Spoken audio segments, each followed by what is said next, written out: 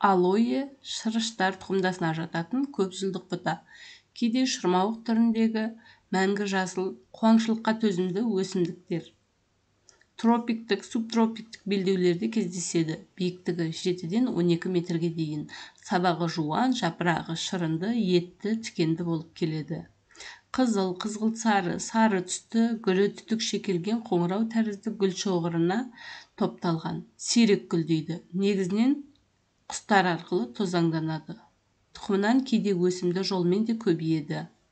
Жапырақтары қоңыр түсті. Алоэны көбейту үшін сабағының түбінен шығатын атпа бұтақтарын аналық өсімдіктен бөліп алып, құмды құнарлы топыраққа отырғызу керек. Алоэның жапырақтарының құрамында глюкозид, эфир майы, тағы да басқа көптеген дәрілік заттар бар. Сондықтан алоэның шырынын түрлі ауруларды емдеуге қолданылады. Алоэ өсімдігі халық арасында өте танымалы.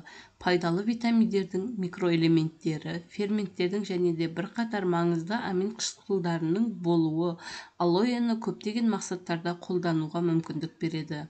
Ол ас қорыту бездерінің секрециясын күшейтеді, тәбетті жақсартады, иммунитетті және ағзаның қорғаныш қасиеттерін арттырады. Сонымен қатар дененің көгерген, кесілген және іріңді жерлерін жылдам емдейді.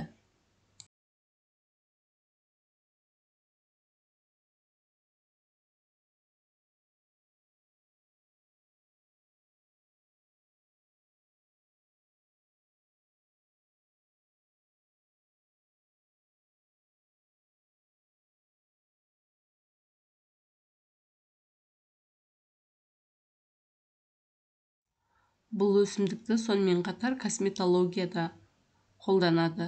Жапырақтарын псориаз, безеу, дерматит және де тағы басқа тері ауруларын емдеу үшін пайдаланады.